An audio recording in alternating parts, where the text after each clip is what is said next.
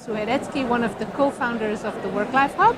And I'm so happy that we're finally having this conversation. I've been trying to get Dr. Max Neufeind,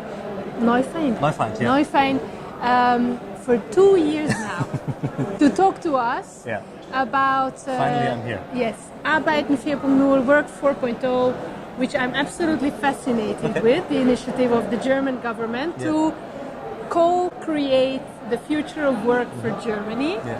And we were very lucky and privileged because we had the State Secretary, Torben Albrecht, already on the podcast just before the Zukunft Personal. And now, finally you, one of the key policy, shakers and movers of the Work 4.0 initiative. Would you like to maybe introduce yourself a little bit and say what exactly is your role within the Ministry of Social Affairs and Labour? Yeah, sure. So we've been doing this consultation process, Work 4.0, for like about 2.5 years. And we've been a team of like 5 to 15 people. And we basically ran this dialogue process, which was about like discourse with the social partners, with like academia, but also the general public. And it had different kind of building blocks, which was like kind of working groups, but also like a movie festival we did, some publications. And like we kind of started with a green paper, which we wrote, and then we ended up with a white paper. And the green paper is about like the crucial questions. So what kind of questions do you have to answer when you want to shape the future of work of your country? And the white paper is about different kind of solutions which you might take. And I was involved in this team during this time.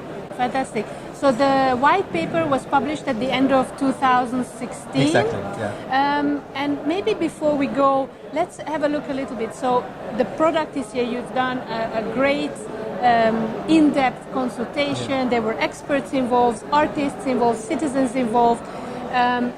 What next? Do you think it's still timely? The world is moving so fast. People management, AI, everything is so complex. Do you feel the white paper is still very timely and is going to help you move on with the policy recommendations? Well, I mean, what we basically did in the white paper, we proposed a whole bunch of different solutions, from like rather short-term to mid-term to very like long-term proposals. So, for example, when you look at the issue of retraining, reskilling, right? So we came up with some kind of refinements of the current system, but also with some kind of thoughts, how could a system look like in the, let's say, like in 5 years or in 10 years, that would actually address the challenge of reskill labor in Germany, for example. Also, when you look at working time arrangements, right? So we propose some kind of rooms for experimentation, where we actually kind of shape the legislation of labor time, working time a little bit more flexible. But this will be like about changing a laws to a certain extent, which is not happening at the moment. So what we're doing at the moment is rooms of experimentation within the current frame of laws and kind of legal regulations, right? So it's always kind of what can we do now and what could be done in the future. And I think taking this into account, the white book of the white paper is still quite timely. But then again, I mean, the white paper is about like inducing a discourse. So obviously it's not an end point, but we're going to keep, we keep having this conversation. And what we see is that this kind of term, Work 4.0, and especially the frame, so the analytical frame we chose, is now kind of diffusing to different countries, to different sectors. So you find now a discussion about the future of work, not only on the federal level in Germany, also in the Länder, for example, on the communal level. You find on the international level, at ILO, at OECD. Exactly. So it's kind of, we throw a stone into the water, and now we see what happens, and we try to become, or like to remain an important player in this discourse. Yes, right? Absolutely. One thing that we also found very interesting was the kind of the byproduct or the other study on values. Yeah. I was so surprised. I didn't know. Was this something that you planned already? Yeah. Okay. Yeah. So when we had our discussion with the minister about how do we set up this consultation process, we said we cannot start to talk about the future of work without asking people in what kind of future world of work do they want to live in. So what we basically did was, it was kind of innovative in terms of method, right? Because we did like in-depth interviews with more than 1,000 people in Germany, and we asked them, what do you like about the current world of work? How would a good future world of work look like? And what we found is the whole talk about generation Y and X and Z, I mean, that's not really helpful, right? Because, I mean, you find people in their 50s who think very much like Generation Y people. But then you find people in their 20s who have a mindset that could come like from the 50s or 60s, right? So the main trend is not a change of values, but rather a pluralization. So it's becoming more diverse. And this means that this, besides all the technological things that are happening, is one of the main challenges for companies, for organizations, and for the government. Absolutely. So how do you shape your labor and social policy when the needs of workers are becoming more diverse? And what do you do as an organization, as a company, when you're confronted with such plural needs, like articulated by workers?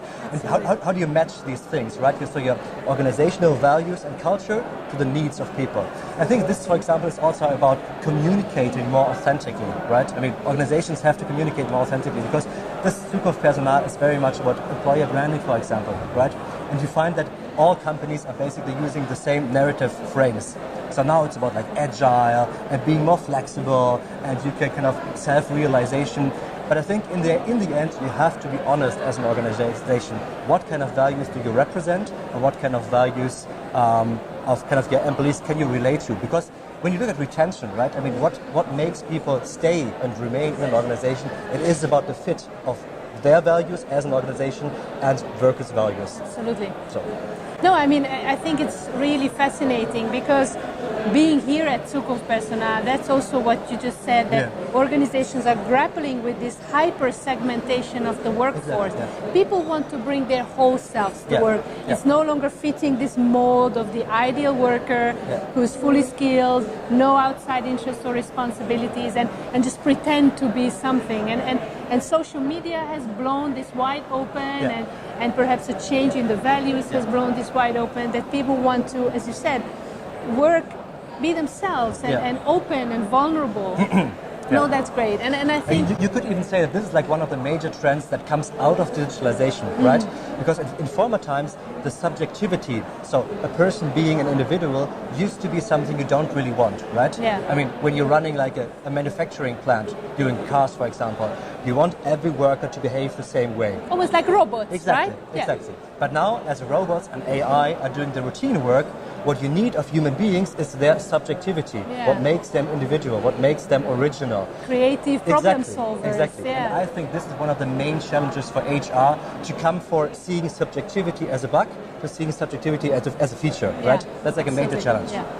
Now, if you could give an advice to policymakers around the world, what would be your advice? What is the key takeaway, the main lesson learned from the process? Well, I think you have to build on the basis of kind of what you're doing in your country, right? So, I mean, Germany, for example, is very much manufacturing focused.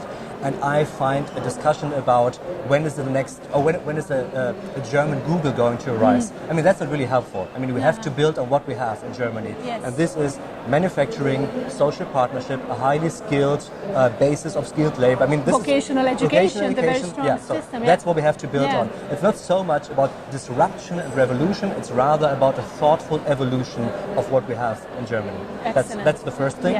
The second thing, the whole discourse about are we running out of work? Are we all going to become unemployed because of robots and algorithms? That's not really the case when you understand that you have to focus on the human being and his or her capabilities. And it's not so much about kind of a race between the human and the machine, but rather about how can humans and machines interact, right? Absolutely. And I think this kind of capacity or capability to interact with smart machines is going to be one of the core skills of human beings in the future. And this means you have to change your educational system, your vocational training system to kind of account for this trend. And maybe thirdly, I mean, you only can implement the technologies when people are actually willing to work with these machines, right? I mean, what you don't want is some kind of, reaction of people. So you have to be careful when it comes to the communication, messaging, and kind of fears that might arise. Because I mean, in Germany, the public debate, when you look at the newspapers, is very much about this. The robots are coming, right? AI is coming. AI is taking our jobs, and I think this is not really helpful. And what can you do about it? I think you have to make it like as concrete, as specific as possible. So let's talk about actually what does AI do? What kind of potentials for and sovereignty? What is it, right? Exactly. We see it from science fiction movies Yeah. and not perhaps what they, because they only can do as much as we teach them to do, right? It's not that the robot is just going to come in and redecorate your kitchen. You need to give it very specific tasks. And I think it's what you said about the humans. And let's talk about what does it do for this specific worker and this specific company. So what kind of skills is he or her going to need, and what kind of gains in sovereignty may arise out of using these technologies. And I think if we make it if we make it concrete, then people might lose their hesitation. And that's what we need, because in the end, the whole thing about, talking about AI, but also Industry 4.0, you need the worker, you need the skilled worker, because otherwise you don't know about the processes. You need the process knowledge of the workers to implement these technologies. Absolutely. That's like a major advice. Provocative question. Do we need more risk takers? Do we need people to be more comfortable with being uncomfortable? I think we have to be more risk-taking in rooms where we control the boundaries, the borders. The rules of engagement are there. Exactly. So we need like a level playing field. We have to open up rooms of experimentation where we make sure to both sides, so like managers and employees, for example, but also the social partners. This is what's not going to happen. And within these boundaries, let's be a little bit more risk-taking. Let's start to experiment about the future of work. Because actually, we don't know how the future of work is going to look like, right? There is no blueprint. Like talking about Work 4.0, the idea was not to say this is what Work 4.0 is going to look like. It's rather about engaging in a discourse, and let's try out. Let's see how this world of work might look like, and how do we want it to look like, right? Excellent.